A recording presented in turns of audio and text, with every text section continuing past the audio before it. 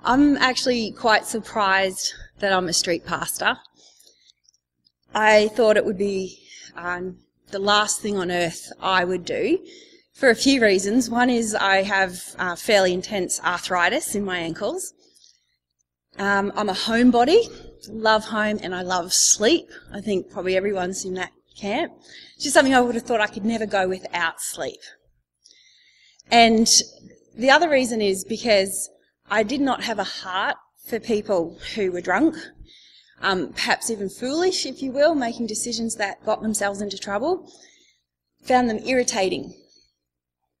So I actually got exposed to street pastors, not by choice, if you will, but because my church took us out on an experience night as part of a full week called Mission to Melbourne, where we were exploring ministries around us in our effort to meet the needs of the people right on our doorstep.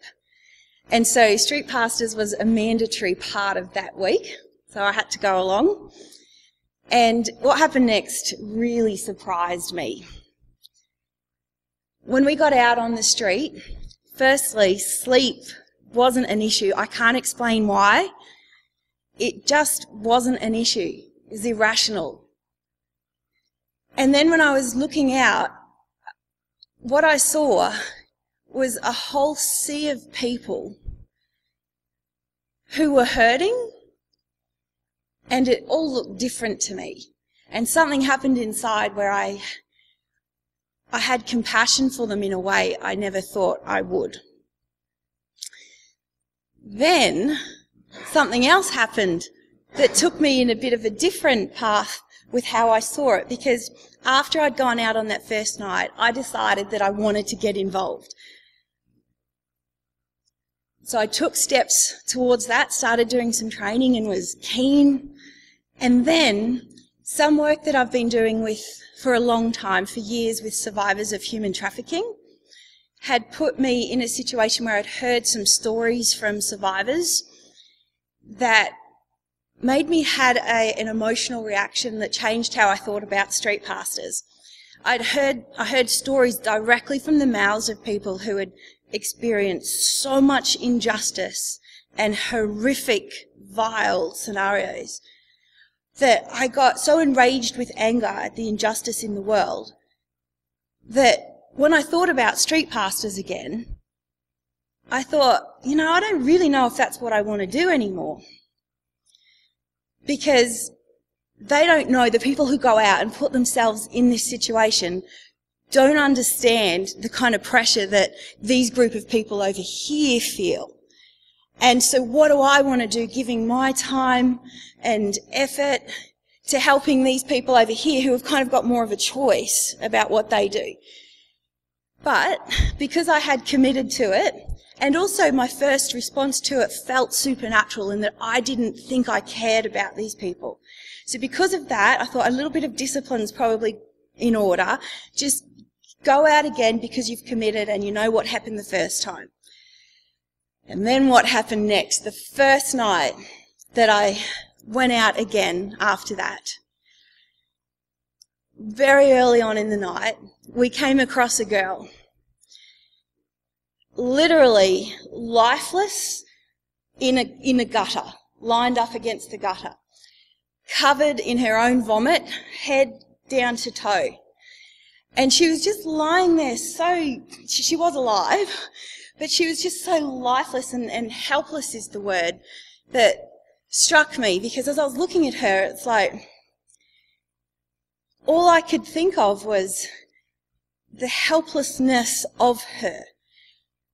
Regardless of the choices that she made to get herself in that position potentially, there was a helplessness that made me think, that's the point.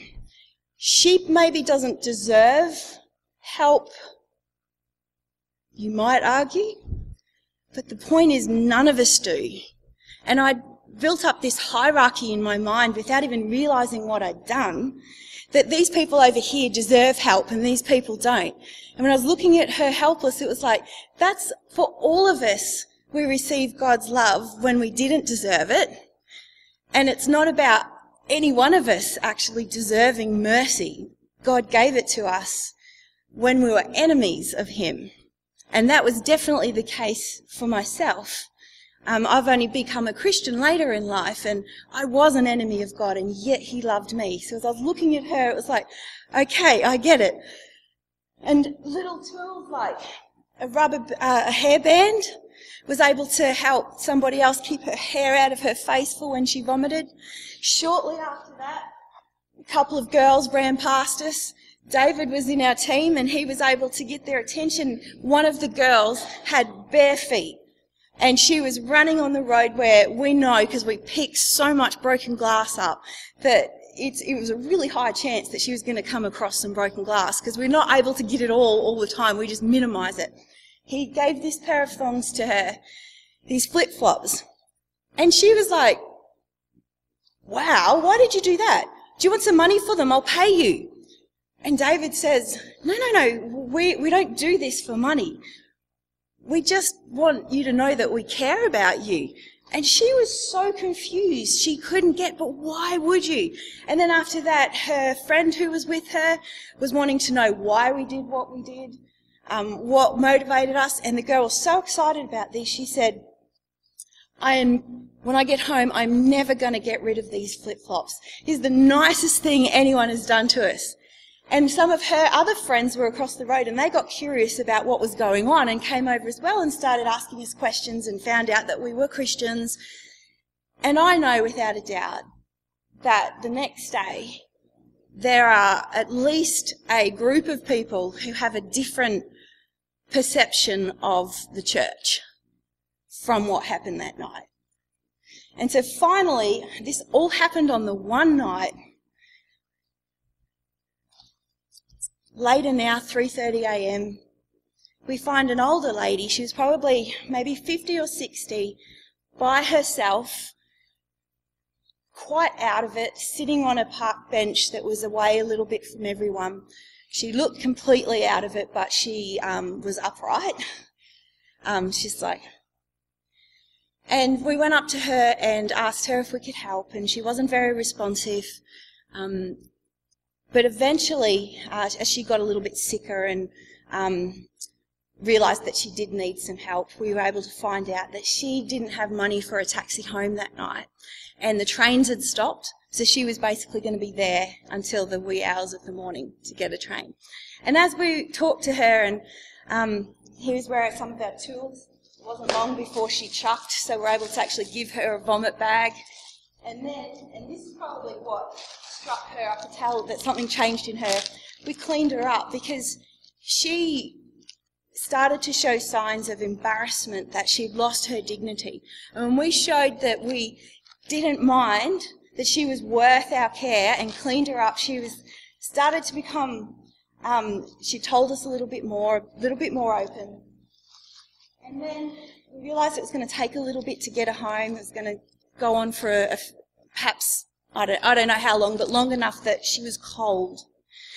Got out a space blanket, and I asked her, this opens up to one of those ones that you saw in the video. And I said, can I put this around you and put my arm around you? And she said yes. And the moment I put the blanket around her and tucked her in and the arm touched her, she started just sobbing her heart out, and like what a real retching, like not like a, you know when people get emotional that you see when they're drunk and they're a little bit teary, heart-wrenching sobbing, and she just wouldn't stop. And she was saying through the sobbing that she is worthless. She says, I'm a waste of space. Please don't tell my son. And she's kept repeating, I'm a waste of space.